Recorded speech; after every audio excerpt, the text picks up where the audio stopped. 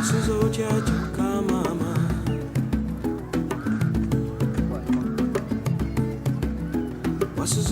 chokanzala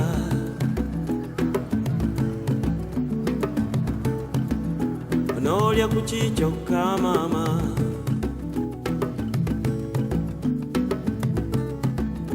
Onolya kuchichoka nzala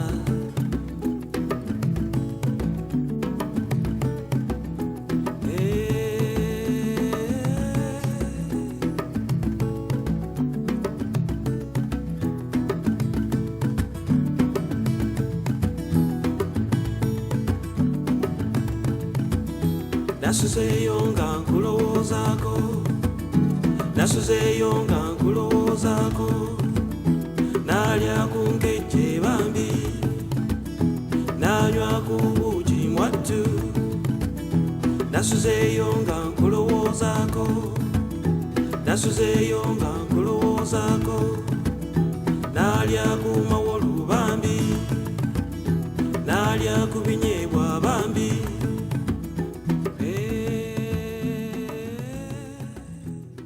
Le Seigneur Dieu dit un jour, il y a là, au cœur de l'Afrique, un magnifique jardin que j'ai fait naître. La terre y est fertile. Elle a produit au cours des âges et produit encore des plantes et des arbres merveilleux.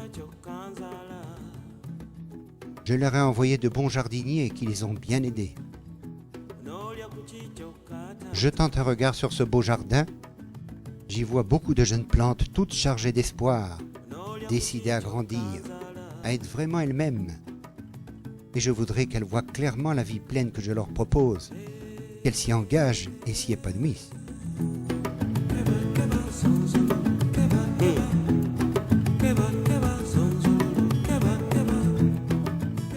Je vais leur envoyer un jardinier. Il n'est pas différent des autres, mais je l'ai patiemment préparé. J'espère qu'il se donnera avec toute sa tête et tout son cœur, qu'il leur offrira tout ce que je lui ai confié pour elle. Et je vais l'y aider.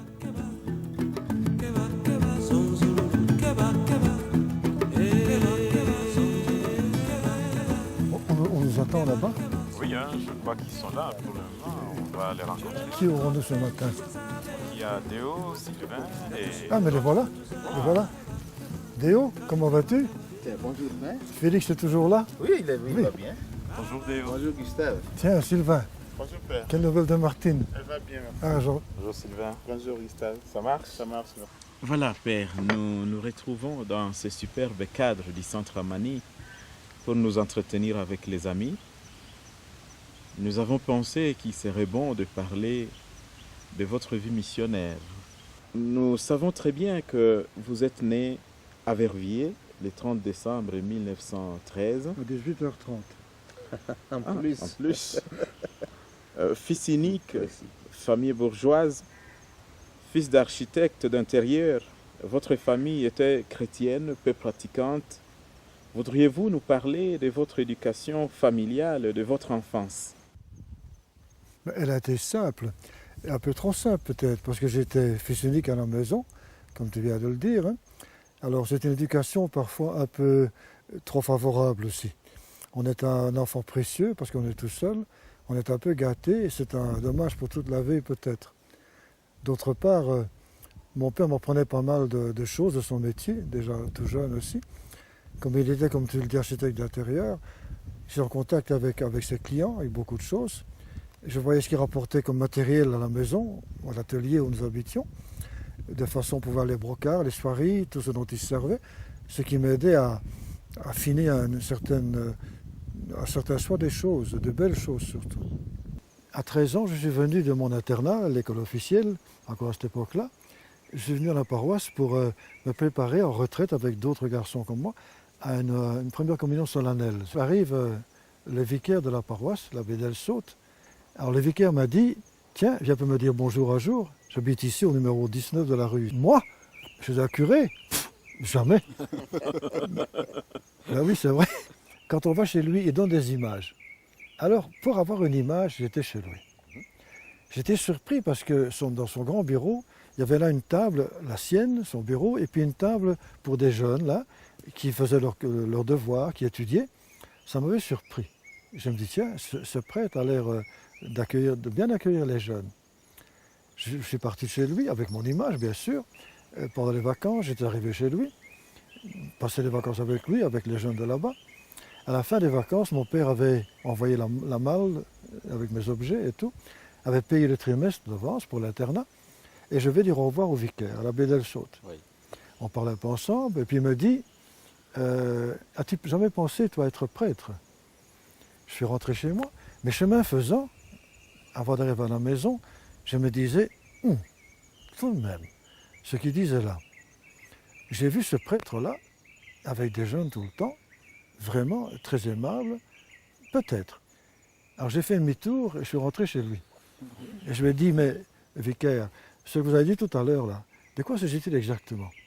Il m'a un peu expliqué, et puis je lui ai dit, je voudrais essayer quand même. Mais est-ce que mes parents sont d'accord?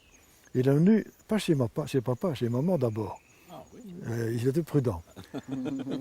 Parce que de fait, papa était très mécontent. Il a dû aller à mon internat, retirer l'argent qu'on avait versé et reprendre la malle, alors je suis entré au collège pour ça. Avec l'intention de devenir prêtre du diocèse, prêtre séculier, vicaire au curé dans le diocèse de Liège, oui. Alors, première secondaire, jusqu'en cinquième secondaire, j'avais cette idée-là. En cinquième secondaire, un jour, après avoir servi la messe le dimanche, je me promenais en ville, à Verviers même, je rencontre un camarade du collège. Il m'a dit, viens avec moi. Et je vais à Saint-Michel, chez les frères, il y a une conférence. Je dis, conférence? On a toute la semaine des conférences. Il m'a dit, tu sais, il y a des diapositives. J'étais attiré par ces images. Je suis allé à cette conférence. On était au milieu de la salle, là, tranquillement. Un missionnaire parlait de son travail. Au fond, je ne me souviens de rien de ce qu'il a dit, ni même qui c'était, du sujet qu'il traitait. Mais tout à coup, j'ai vu là sur l'écran une cour rouge, de terre rouge, avec des arbres autour, bananiers, des palmiers. Et ce missionnaire-là, avec 3-4 jeunes, en train de parler très gentiment. Et je me suis dit, ça c'est ma place. Exactement. Alors, de là, je suis parti chez mon vicaire, je lui ai dit, moi j'ai changé, je ne vais plus au séminaire, je vais être missionnaire. Et il m'a dit, comment ça te pousse comme ça?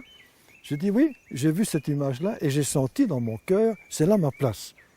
Comme ce prêtre-là, avec ces jeunes-là, dans ce pays-là. Il m'a dit, bon, c'est bien, et tu iras dans quelle société missionnaire? Je dis, je n'en sais rien, je n'en connais aucune. Il m'a passé un petit livre où il y avait à chaque page une congrégation, une société. J'ai commencé à tourner, et tout à coup, sur la page de droite, là, il y avait un petit que j'ai su après un père blanc, habillé en gandoura arabe, avec un chapeau rouge, là, et je lui ai dit, c'est là. Il m'a dit, mais comment? Oui, ça va, c'est là, c'est là. Il m'a dit, bon, on va demander des renseignements chez eux. Il a écrit. J'ai reçu alors une carte comme ça, une petite carte de visite de révérend Pierre de l'Angle, bon, qui me disait, vous cherchez des renseignements sur nous, les Pères Blancs, missionnaires d'Afrique. Sachez d'abord que nous vivons toujours en équipe. Si ça vous convient, demandez des renseignements supplémentaires. Sinon, cherchez ailleurs. J'ai réfléchi, je me suis dit, tiens, l'équipe, ça me va. J'ai l'habitude des patrouilles, il y a des équipes partout. Et puis, ne pas être seul, ça me plaît. J'ai répondu que ça me plaisait. Alors, il est venu m'expliquer. Et là a commencé ma vocation missionnaire. tout simplement. Le jour de l'ordination, le 30 avril 1939, la messe était vraiment très, très solennelle. C'est une grande église, nous avions là 120 servants de messe. Il y avait 20 encensoirs qui balançaient dans le chœur là-bas. Quand on est sorti de là, mon père m'a dit, eh bien, c'est beaucoup mieux qu'un mariage. Tu as certainement bien choisi. Comment avez-vous été formé spirituellement? À mon avis, peu par enseignement. À cette époque, c'était assez théorique du reste. Hein. C'est plutôt par contact.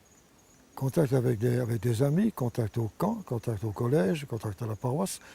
Paroisse, surtout, j'étais en contact avec des prêtres, avec des chrétiens. C'est-à-dire que tout doucement, on apprend Dieu, tout doucement. Et je crois qu'il se fait connaître lui-même, petit à petit.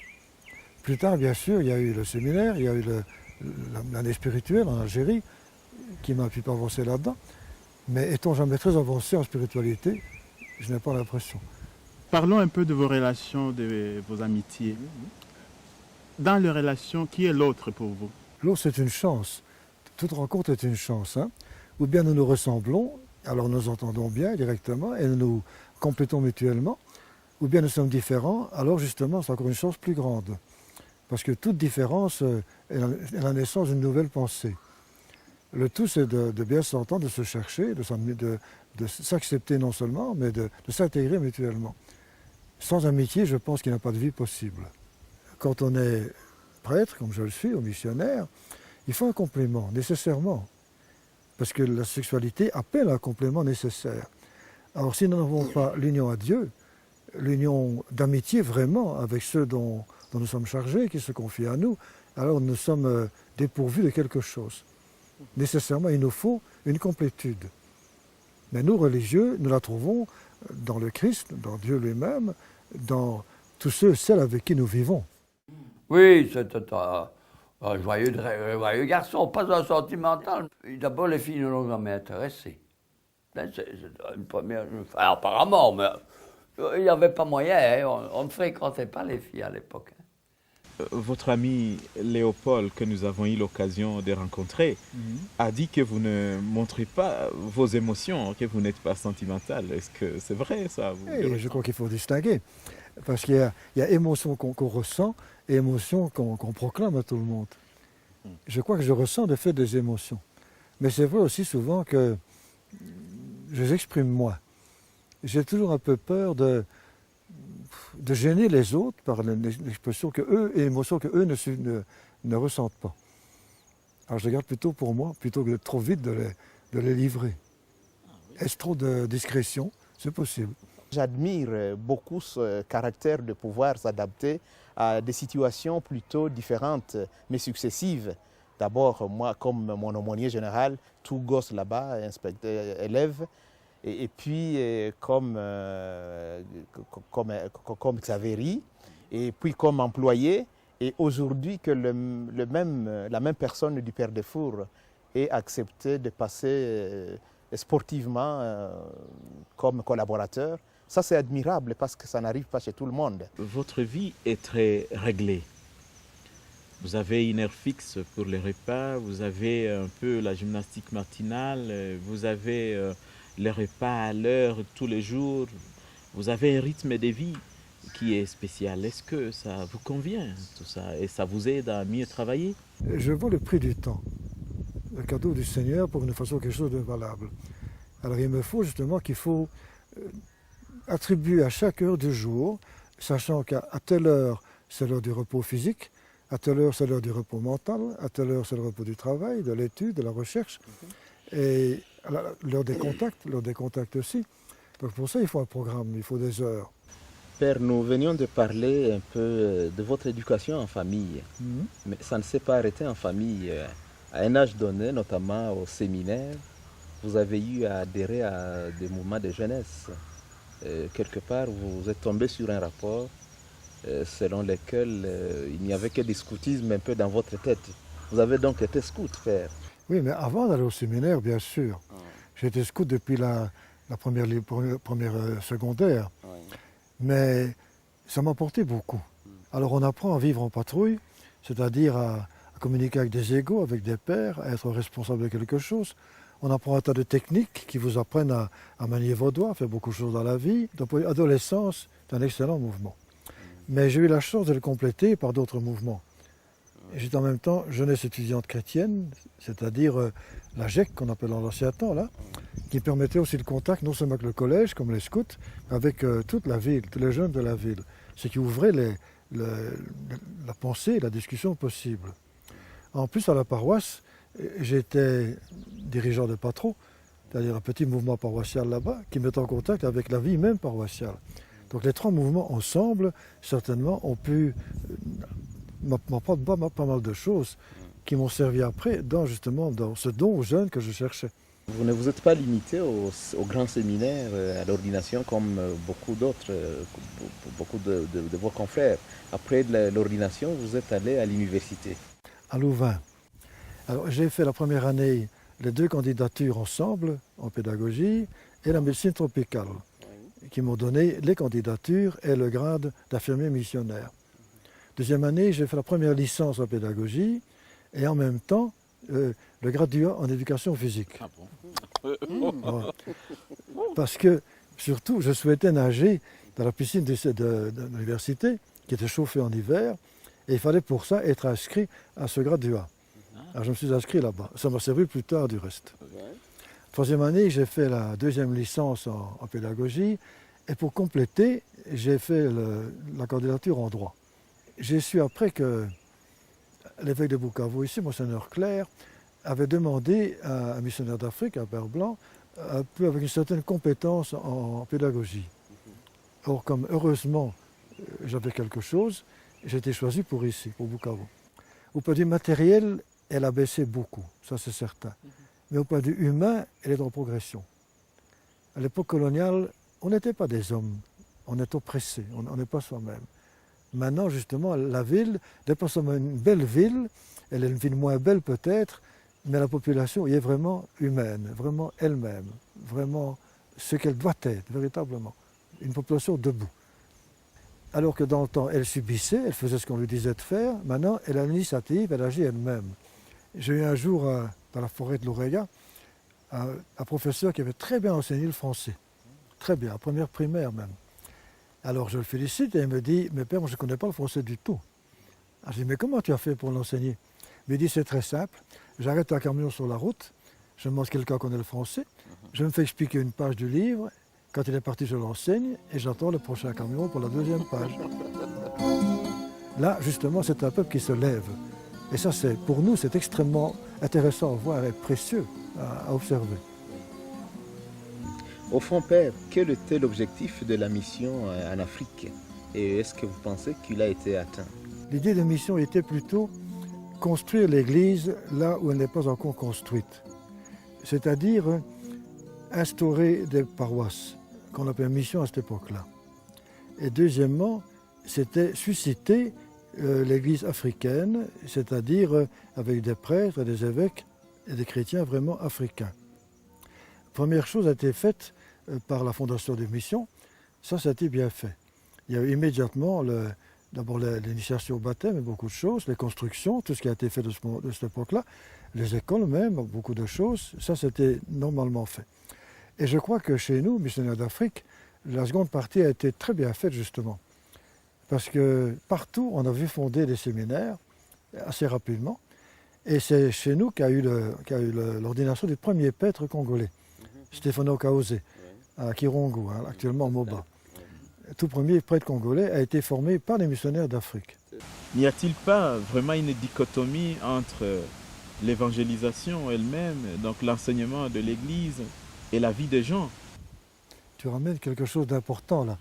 Justement, dichotomie veut dire deux choses qui devaient être unies et qui de fait ne le sont pas. C'est ça. Donc il y a une coupure entre les deux choses. Presque tous les évêques africains ont cité cette difficulté. Le problème chez nous, c'est que les gens ont la foi, nos chrétiens ont la foi véritablement, mais dans leur vie, elle ne s'exprime pas. On a évangélisé en masse comme ça. On n'a pas touché les individus. Hein?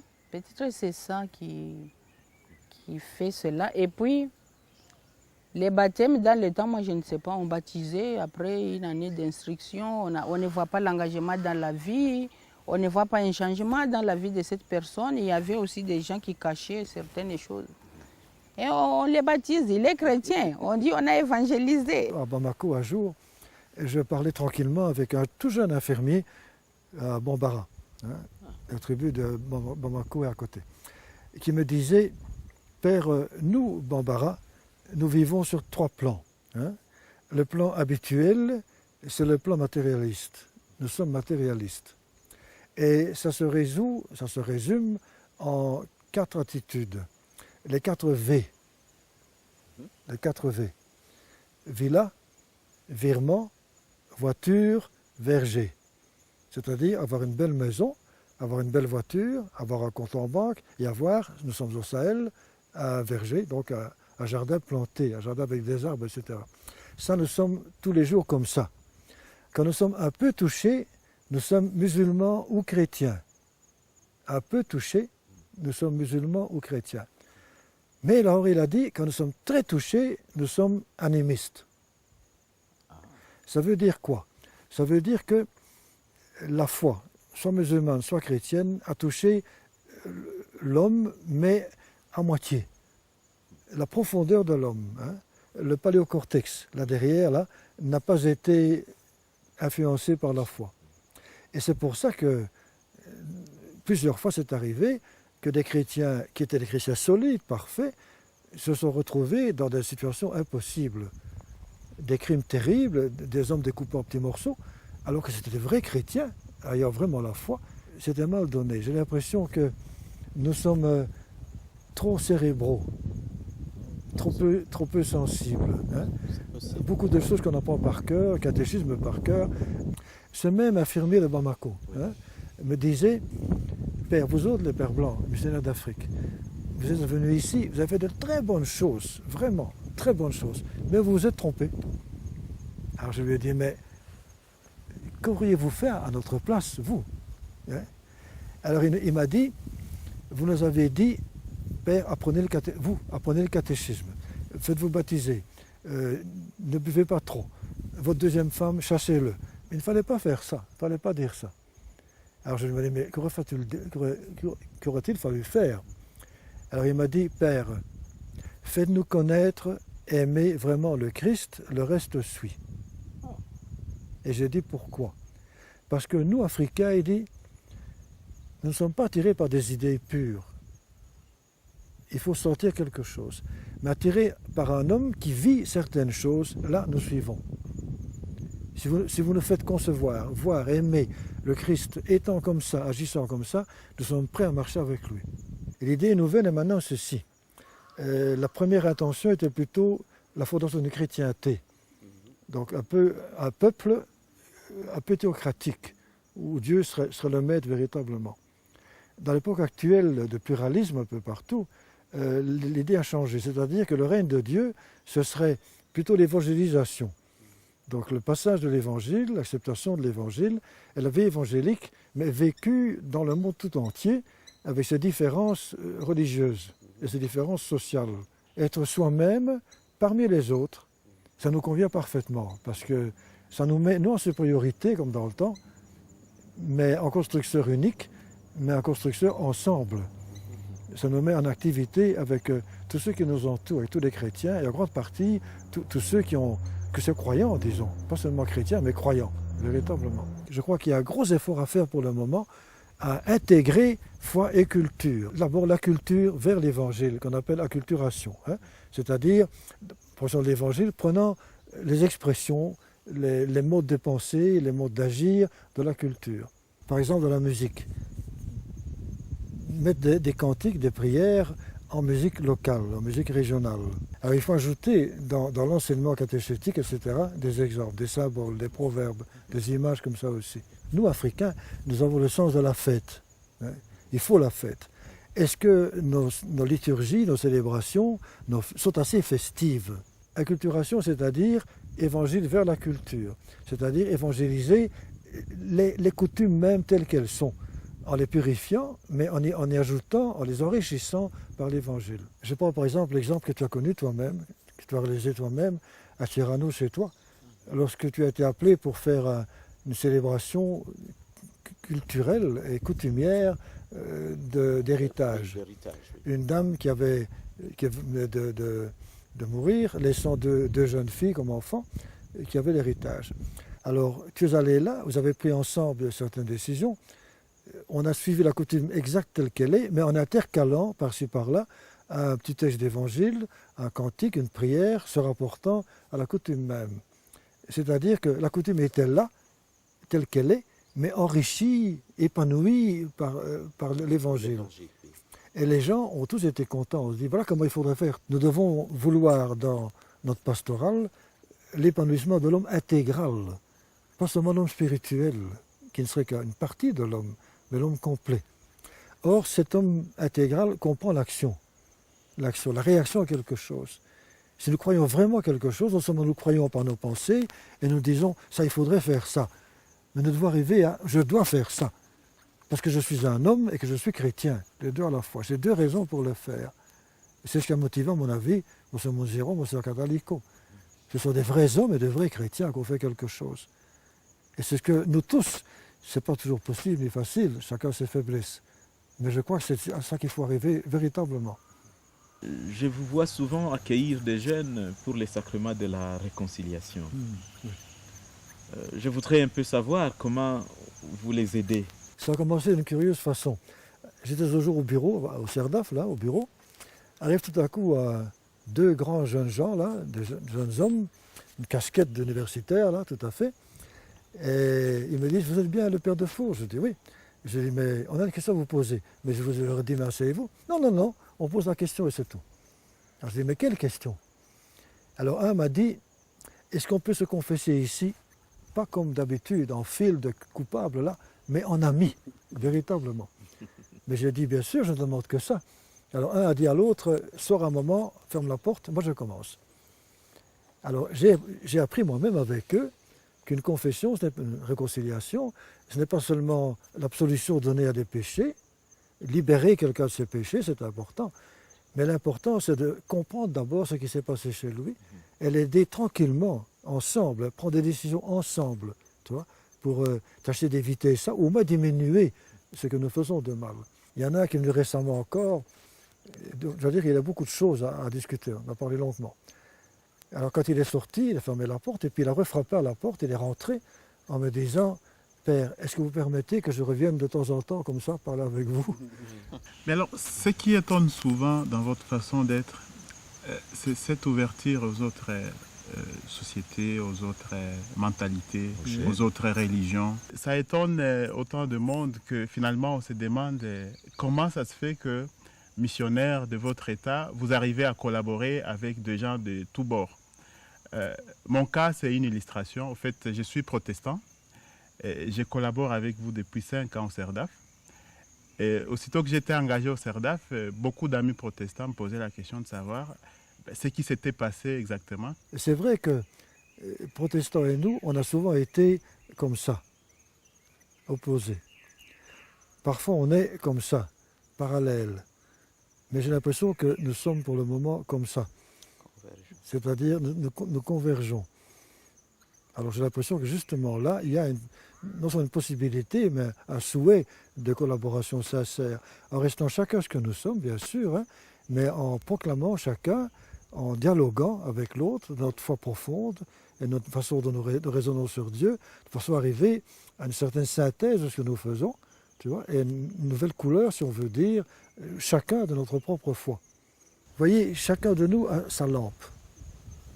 Nous croyons, nous catholiques, que notre lampe est plus forte, plus éclairante, hein, c'est sûr.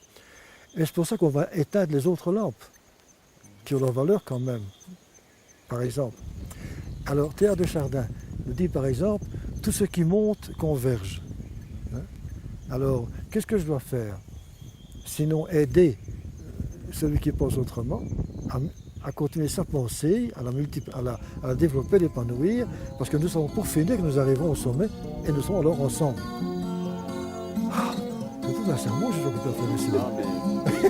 Ce qui m'a le plus marqué dans ce contact avec le père de Fours, c'est d'abord, j'arrivais, comme je l'ai dit tout à l'heure, d'un milieu ONG.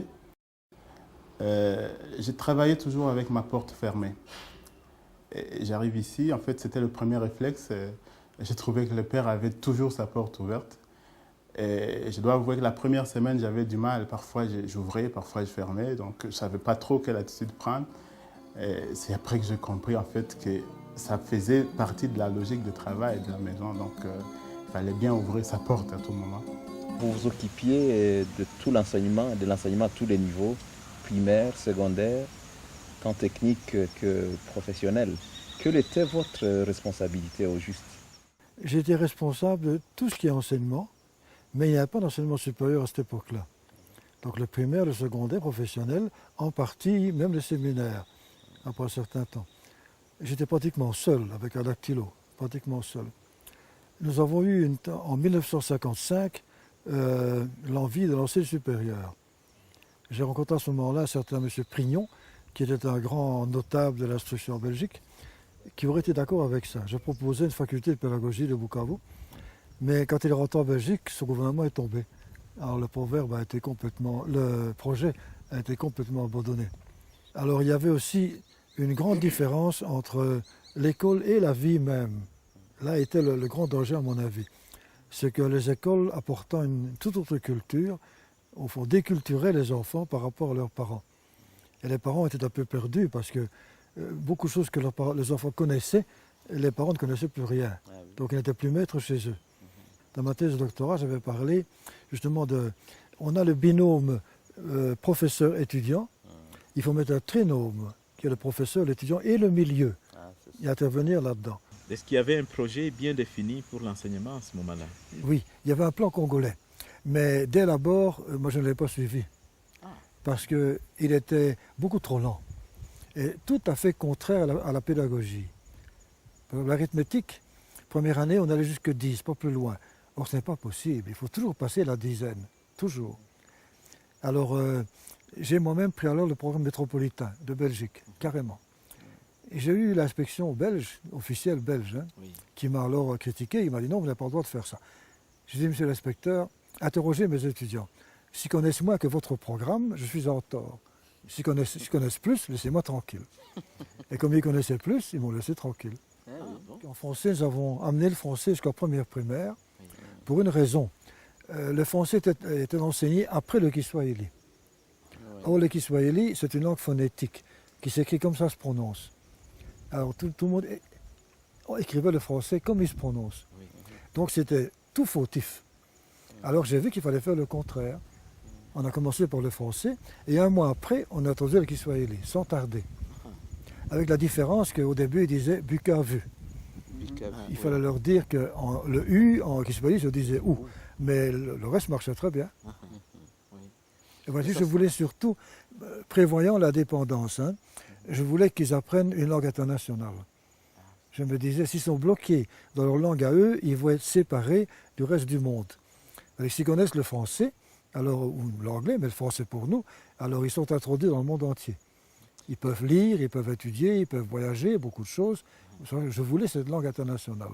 Chaque âge, chaque période d'âge a son esprit, sa façon de réagir et ses besoins. Si on ne tient pas compte de ça, évidemment rien. Il faut faire confiance intégrale, tout à fait. Je crois surtout qu'il faut aimer. Il faut aimer les jeunes. Je crois que c'est l'important de l'affaire. Si on ne les aime pas, on ne les comprend pas, on n'arrive pas non plus à les saisir. Vous avez écrit plein de choses sur la sagesse légale, sur les contes, sur le proverbe, etc. Est-ce qu'on peut dire que ça vous a permis de vous rapprocher davantage des populations locales? Oh, certainement. J'ai pu éditer pour les écoles 32 manuels, et une bonne quarantaine de livres après, et encore des suivants. J'ai l'impression que quand les gens se sentent compris, alors ils s'ouvrent, la relation est meilleure. L'accord de la sagesse. L'accord de la sagesse. Premier livre, c'était pour moi, parce qu'il savait que je suis léga, et c'est le premier livre que j'ai vu qui parlait de ma tribu, en tout cas. Il nous a appris à rester optimistes dans la vie, jeune en chantant. Pour chaque événement de la vie, il y a une chanson. Si on ouvre Boulikoko, en tout cas, là, on rencontre pas mal de chants. À chaque événement, à chaque situation de la vie, il y avait toujours un proverbe. Surtout quand on les rencontrait comme ça, on raconte quelque chose, il va trouver quelque chose. En tout cas, les sœurs de la résurrection connaissent beaucoup d'histoires du Père Defour. Donc chaque semaine, au noviciat, on lit une histoire. Après chaque conte, il y a réflexion et puis il y a des jeux proposés. Alors si on n'a pas saisi l'histoire en jouant, on comprend mieux. Oui, mieux et puis ça pénètre un peu plus. Et parfois on se surnomme d'après les contes et les noms qu'on a trouvés là-dedans. Et après on met ensemble et là nous trouvons les mots-clés pour la semaine. Beaucoup de vos livres, bien qu'anciennement écrits, sont encore très très demandés aujourd'hui par des gens. Il y a l'expérience par exemple de Kindougou, une revue, mais il y a surtout les petits livres de Mon ami Noé, qui est demandé tous les jours et on voit des gens qui passent et qui veulent bien s'en procurer. J'ai l'impression que Mon ami Noé justement a été prisé parce que c'est le premier livre d'un professeur du français en première année. Et de fait, il était vivant, à mon avis aussi. Il est resté vivant. Les proverbes, en fait, sont africains et ça a une grande place dans votre cœur. Vous semblez attacher beaucoup d'importance au symbolisme. Au CERDAF, je mets au tableau toutes les semaines un proverbe. Je vois que beaucoup les copient, même des professeurs de la ville, ils viennent les copier pour s'en servir chez eux. Mais il y a 2 jours maintenant, j'avais mis un proverbe au tableau. Garde tes mains propres, tu mangeras avec les grands. Garde tes mains propres, tu mangeras avec les grands. Un étudiant, 3e graduat en droit, m'a dit, Père, ça c'est le meilleur que j'ai jamais entendu. Ça c'est pour toute ma vie. Être propre soi-même, être honnête dans sa vie, alors on est aimé par tout le monde. Le proverbe là dit ça. Ça c'est un vrai proverbe vraiment qui résume toute une vie. Donc c'est-à-dire que même pour les gens de maintenant, les lettrés de maintenant, le proverbe a une valeur. Ça leur parle autrement que toute une homélie, tout un discours. Oui, il y a un résumé là-dedans. Un résumé qui est en langage imageant, c'est-à-dire qui ne touche pas seulement l'intelligence, mais qui touche la sensibilité. Vous avez maintenant à Bukavu un centre qu'on peut appeler centre du livre, le CERDAF. Comment l'idée de créer le CERDAF vous est arrivée? Parce que, étant professeur de religion africaine traditionnelle et professeur d'anthropologie africaine, j'avais moi-même 400-500 livres sur l'Afrique. Et je me suis rendu compte que j'étais constamment consulté. Et ça m'étonnait, je me dis, mais je ne suis qu'un étranger, je ne suis pas un Africain, pourquoi viennent-ils me consulter? Alors j'ai remarqué en inspectant les 3 universités de la ville et les supérieures que la bibliothèque était très bien achalandée, très bien fournie, mais ayant très peu de livres sur l'Afrique. Alors je me suis dit, oh là, c'est une lacune à combler, je suis missionnaire d'Afrique, donc c'est mon rôle spécial, ça c'est un créneau que je dois occuper. On a commencé avec mes 400 livres, nous sommes maintenant à 5600, 5700. Nous recevons une moyenne de 27 000 étudiants par an. Le CERDAF, ce n'est pas seulement un centre où les gens viennent lire des livres, parce qu'effectivement, nous avons une bibliothèque qui est assez fournie. On a une capacité de 15 000 livres, même si nous n'avons pas encore tout rempli pour l'instant. Mais donc, c'est aussi un centre de recherche, comme le nom l'indique. Et là, nous menons des recherches dans les différents domaines, les domaines sociaux, les domaines économiques. Et il y a donc des chercheurs de tout genre qui viennent nous fréquenter. Et tous les 6 mois, nous publions une revue qui s'appelle Recherche africaine et qui est une revue qui permet à tous ces scientifiques et tous ces praticiens de pouvoir capitaliser leurs expériences et de pouvoir échanger avec le monde des scientifiques. Père, vous avez effectué de nombreux voyages en Europe, en Amérique, en Asie, en Afrique. Qu'est-ce que tout cela vous a-t-il apporté dans votre vie? C'est énorme. Parce que est-ce qu'un professeur peut rester sans voyager, sans s'informer, sans se renouveler constamment? Alors, mon idée principale, c'est la culture, nous le savons bien. Il fallait que je voie plusieurs cultures. J'ai commencé par la Terre Sainte, tout d'abord, et puis invité par un confrère et payé par lui. Du reste, j'ai été aux États-Unis. J'ai fait 3 fois les États-Unis, 1 fois le Canada. J'ai vu chaque fois 3 semaines, 10 pays d'Asie, et 14 pays d'Afrique, et 7 pays d'Europe. C'est-à-dire que je n'ai pas visité, c'est pas possible. En 3 semaines, on peut voir ça. Mais on peut réaliser un contact avec des cultures différentes. En Indonésie, par exemple, on est frappé par la délicatesse de la culture.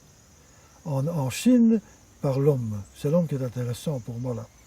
En Inde, par exemple, la profondeur religieuse, spirituelle. En Népal, beaucoup d'artisanat extraordinaire. Un peu partout, on peut recueillir quelque chose. La différence fait naître la pensée, fait naître quelque chose de neuf. Il faut constamment, surtout nous vieux, nous devons nous renouveler constamment. Les jeunes aussi. Or, les voyages, oui, les jeunes aussi, mais les voyages, c'est quand même un excitant à chaque fois. On revit, on se revitalise pour le contact avec d'autres. Ça, c'est certainement utile.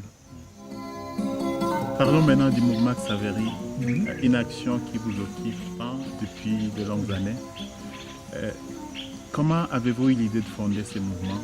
Je suis rentré de Bouralé, 40 km à Bukavu, en voiture tout seul. Et je voyais les garçons, les filles sortir de nos écoles à nous, l'école de campagne, remonter chez eux. Et je me disais, qu'est-ce que je fais pour eux? Leur enseigner le français, l'arithmétique et beaucoup de choses, est-ce que ça suffit? J'arrive à Bukavu, à la cité, je rencontre 5000 garçons qui sortent de l'école Saint-François-Xavier. Ah, bonjour père, bonjour. Je me disais, oui, bonjour, mais qu'est-ce que je leur offre? Je dois absolument aller davantage que les écoles. Outre les matières scolaires, il faut des matières de vie, certaines techniques, certaines façons de faire, il faut de la joie. Donc il faut des jeux.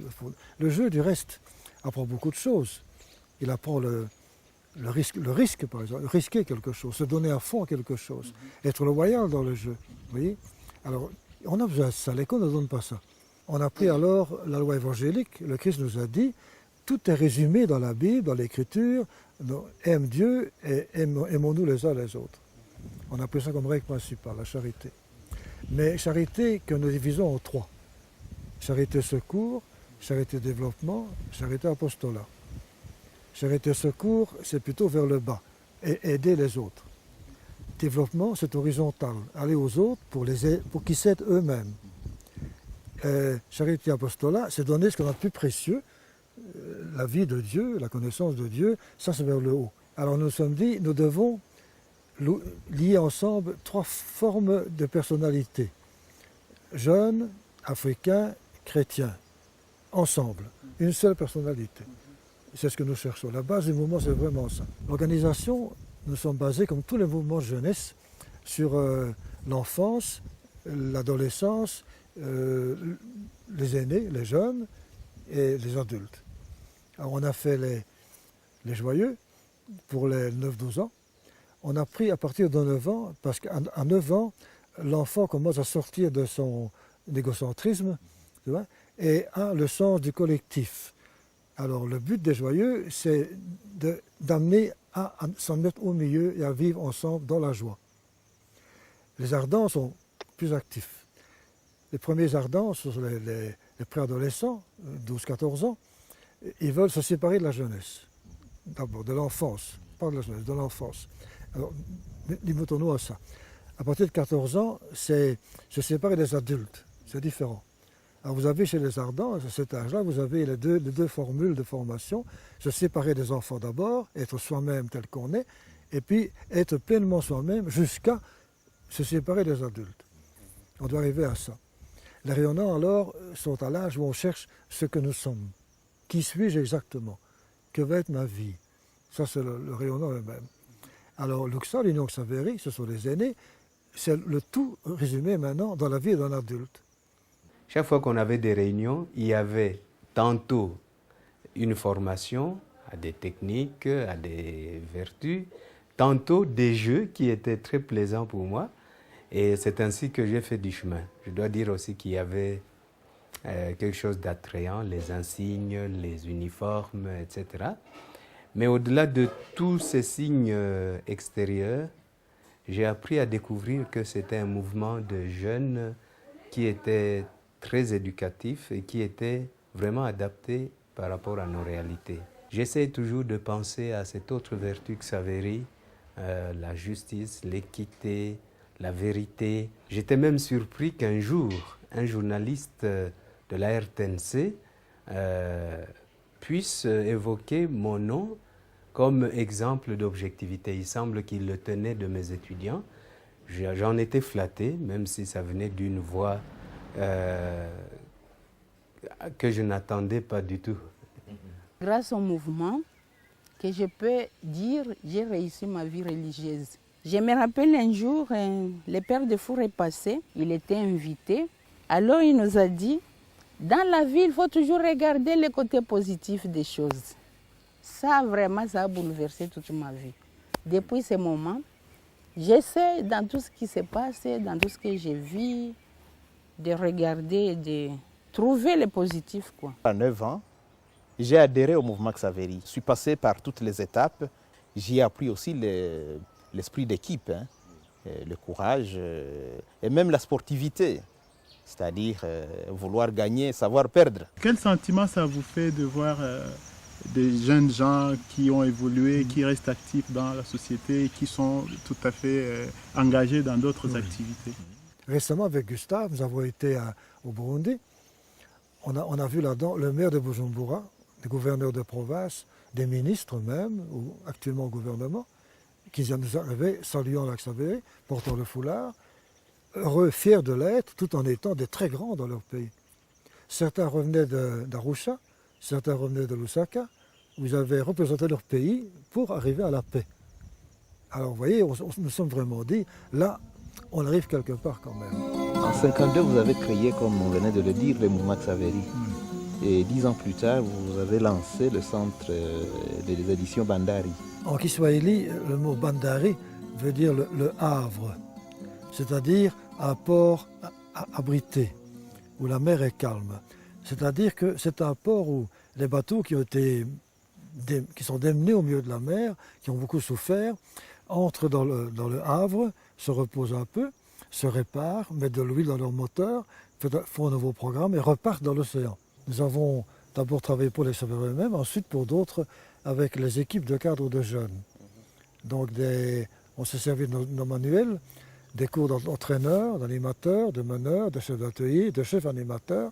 Il s'agit d'une formation par alternance, c'est-à-dire des jours de formation, mais aussi des jours de travail concret sur terrain dans leurs groupes respectifs. Je vois qu'humainement, il y a des personnes qui ont été formées comme personnes responsables. L'école ne pouvant pas tout donner, l'université ne pouvant pas donner toute la formation nécessaire pour rendre l'homme plus adulte, plus responsable, mieux engagé, le centre Bandari essaie d'y pourvoir. Quand on va au centre Bandari, il y a une belle chapelle là, octogonale, que vous avez construite là, qui est un peu différente des autres styles. Hein. Le plan de terrain était triangulaire. Hein. Et la première chapelle prévue, c'était l'hôtel, le prêtre là-bas et la population ici. Mais nous nous sommes dit, il n'y a pas de communauté là-dedans. Il y a une séparation entre le prêtre et les fidèles, ce qui n'est pas normal. Alors on a voulu rond, mais on a fait octogonal, c'est la même chose, la signature. Le prêtre n'est pas élevé, il est au milieu de tout le monde. Tout d'abord, à l'extérieur de la chapelle, il y a là une vue en céramique, là, sur le chose. C'est le Christ qui appelle et le Christ qui envoie. On voit le geste du Christ qui appelle les jeunes enthousiasmes répondent, et en même temps le Christ les envoie pour dire, bon, tu viens à moi, maintenant je t'envoie chez tes frères et tes sœurs. Nous avons aussi le tabernacle qui représente une maison africaine, mais on a mis la lampe à l'intérieur, parce que le propriétaire, le Christ lui-même, est à l'intérieur. Donc il faut pas la porte à l'extérieur. Certains symboles qu'on a voulu là-bas. Père, vous avez été nommé responsable de l'Institut supérieur d'études sociales, qui deviendra ensuite l'ISDER. Vous en avez élaboré les contenus de cours. On dit qu'il faut des spécialistes pour planter davantage, planter mieux. On est arrivé à très peu de résultats. Nous remarquons maintenant qu'il faut changer l'objectif. Nous disons, développer l'agriculture, il faut développer d'abord l'agriculteur. Et c'est lui qui doit développer l'agriculture, ce n'est pas nous. C'est-à-dire que c'est de nouveau la mise en vedette de l'homme lui-même. Le principe de l'ISDR, c'est ça.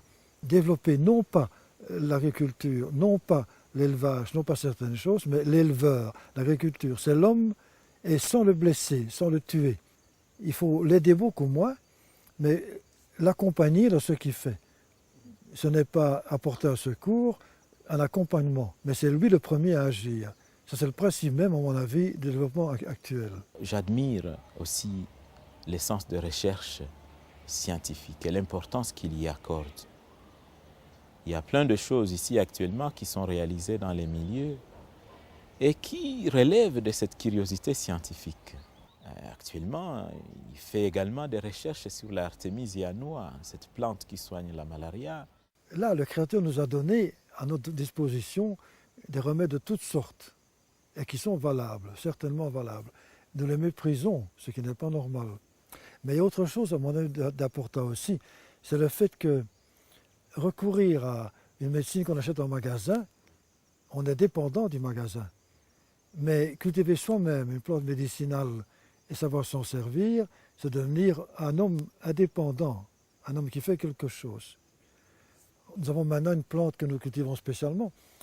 Quand j'étais en Chine en 1992, j'ai remarqué à Shanghai un panier de plantes médicinales indiquant que c'était à remettre pour la malaria. Heureusement, par un ami protestant, un pharmacologue, qui était en même temps professeur en Allemagne, il a réussi à mobiliser l'université allemande et la diplomatie allemande qui ont obtenu de Chine des semences, qui en ont envoyé à Bukavu. Nous sommes deux à l'avoir reçu. Il y a Innocent Balagizi, qui est un biologiste de l'Institut supérieur des sciences naturelles, et moi-même. Il en a planté, moi aussi, et actuellement nous diffusons non seulement le remède, mais la plante elle-même. Je voudrais revenir à quelque chose qui me semble important. Vous avez écrit beaucoup de choses sur l'Afrique. Et aujourd'hui, les étudiants vous appellent Monsieur Afrique ou Defour l'Africain. Cela signifie que vous avez choisi une certaine manière d'être et d'agir. Mais que pourrais-je faire d'autre? J'ai choisi d'être missionnaire d'Afrique. Ce n'est pas missionnaire en Afrique, c'est missionnaire d'Afrique, ce qui me paraît très différent. Dans notre serment, nous-mêmes, d'engagement, nous faisons le serment de donner notre vie à l'Afrique. Et un des papes nous a demandé d'élargir un peu, de plutôt dire les Africains, partout où ils sont. Mais l'idée est quand même là. Oui. J'ai l'impression que répondre à ma vocation, c'est me donner totalement à ça. Alors qu'ils l'aient vu, les étudiants l'aient vu, j'en suis heureux, et j'en suis fier. Bien que ce n'est pas tout à fait vrai. On peut aimer l'Afrique sans avoir la sensibilité africaine qu'un seul peut l'avoir, celui qui est né en Afrique même et qui a vécu. Oui. Et ça, je sais bien que je ne le mérite pas du tout. Père, nous sommes vers la fin de notre entretien. Nous sommes vraiment très heureux de toutes les réponses satisfaisantes que vous avez données à nos questions dans ce superbe cadre du Centre Amani. Nous avons pu échanger ensemble au sujet de votre mission en Afrique. Nous avons parlé de ce que vous avez réalisé dans les écoles, dans les instituts supérieurs, dans les mouvements de jeunesse. Actuellement au CERDAF, nous avons parlé de tous les livres que vous avez écrits, des voyages que vous avez effectués, des contacts que vous avez eus, et de toutes ces expériences que vous avez réalisées et qui sont utiles pour nous tous et pour d'autres. Et nous souhaiterions en ce moment demander si vous avez un mot de la fin à partager avec nous. Ce serait peut-être une conviction que j'ai. C'est vrai que beaucoup de bonnes choses ont été réalisées. Et j'ai eu la joie, la chance d'y participer. Mais je me rends très bien compte, et vous tous aussi, qu'un homme ne peut pas faire ça. Qu'il faut quelqu'un d'autre, de plus haut, de plus élevé, de plus puissant, pour le réaliser. C'est évident que dans ce cas-là, ça s'est réalisé. Et je voudrais vous dire deux choses alors à ce propos-là, qui me paraissent très vraies. Avec les instruments des plus rudimentaires, Dieu peut faire de très grandes choses. Une deuxième chose, c'est celle-ci. Pour arriver à faire ces choses, il faut répondre à ses appels. Dieu nous appelle constamment à différentes choses, discrètement, sans léser notre volonté, jamais, notre liberté non plus. Il nous suggère quelque chose. Mais si nous avons le courage et la volonté et la logique, à chacun de ces appels, de dire oui et de nous engager, alors oui, nous serons quelqu'un et beaucoup de choses seront réalisées de la bonne façon. C'est ce que je voulais vous dire. Merci beaucoup. Alors ça y est maintenant hein? Oui. On peut trinquer. Oui, allô, Père, merci beaucoup. Trinquons. Oui. De tous les côtés. Voilà. Là. Voilà. Mais voilà. En avant. On ne prend plus rien maintenant. Hein? On peut boire.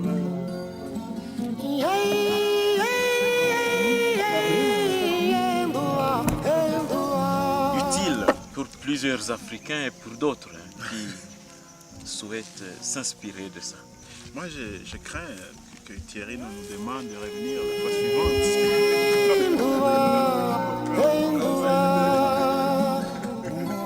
Vous êtes d'accord, Père?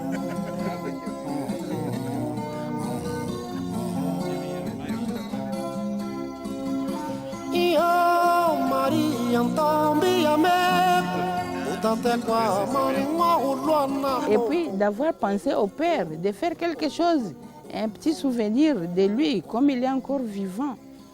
Demain, peut-être la jeunesse ne connaîtra plus le père Defour. Mais si on voit les vidéos, comme nous voyons les films et les cinémas, on dira oui, cette personne a existé, ce n'est pas une histoire, c'est quelqu'un. Comme Jésus-Christ, si on avait pris les vidéos dans le temps, nous pourrions voir aujourd'hui qui est Jésus-Christ, comment il était. Ça sera, je crois, la même chose pour Père Defour. Au moins, lui, il y a des films, des jeunesse, des... Hein? Voilà. Merci beaucoup. Merci et à Thierry également. Et on pouvait voir Jésus-Christ.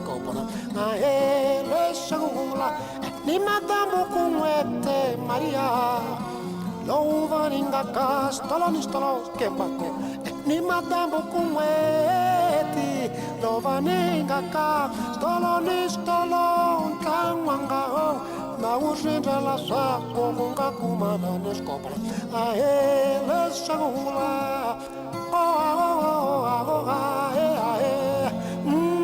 sente na você na multidão a ruana na multidão a ruana corra sente na você logo vê coia que lunga nuanya lunga chongona Nicola matata macha